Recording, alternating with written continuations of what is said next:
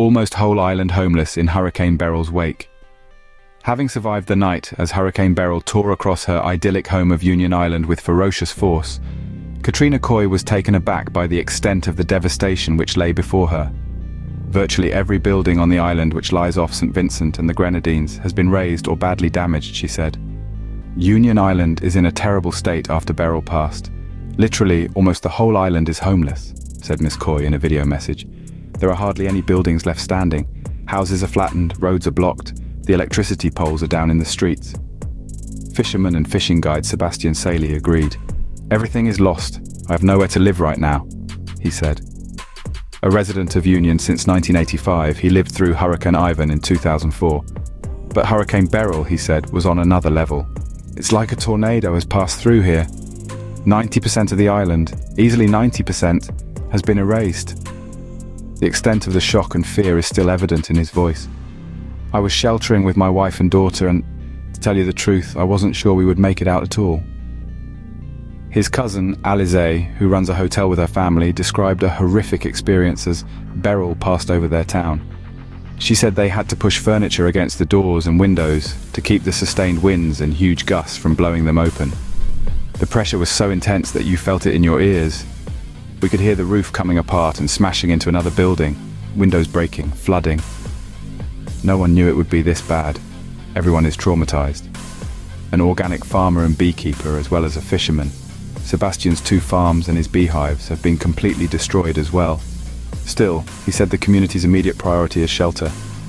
People have been trying to gather wood and plastic sheeting to make some kind of temporary accommodation for their families. And obviously finding water and food is going to be tough, he added. Alize Saley said many other goods are also urgently needed on Union Island, from tinned foods and powdered milk to sanitary products, first aid kits and tents. Plus, of course, generators. With power and communication still down, she has only managed to send out messages by connecting to the Starlink network launched by Elon Musk's SpaceX. For its part, the government in St. Vincent and the Grenadines says it recognizes the scale of the problem. In a morning address, St. Vincent and the Grenadines Prime Minister Ralph Gonsalves summed up the sense of the shock across the Caribbean nation. Hurricane Beryl, this dangerous and devastating hurricane, has come and gone, and it's left in its wake immense destruction, pain and suffering across our nation. He also promised to react as quickly as possible to tackle the long list of post-hurricane priorities facing his administration. On Union Island, however, there remains some skepticism that the government has the funds, resources and manpower to cope. I hope they can send us the military and the Coast Guard to help us. I have no idea if they're able to rebuild the island, but I don't think so, said Sebastian. This is going to take billions. It will take a year or more and is going to need international help. Katrina Coy, the director of the Union Island Environmental Alliance, also implored members of the Caribbean diaspora to help in any way they could.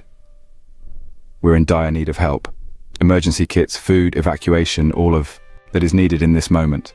For years, Miss Coy has carried out crucial work for Union Island's water security, a vital resource for small island communities in the Caribbean. Heartbreakingly, her international colleagues say that work has been lost to Hurricane Beryl.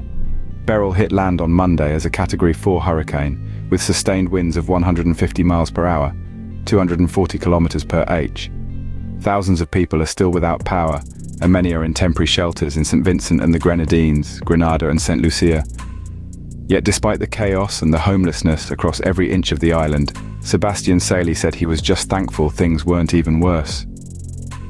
The most important thing is that we're still alive, not the material losses.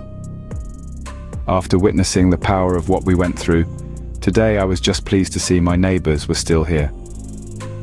Thank you for watching Topics on Trend. Go ahead and check out another trending video on our channel here.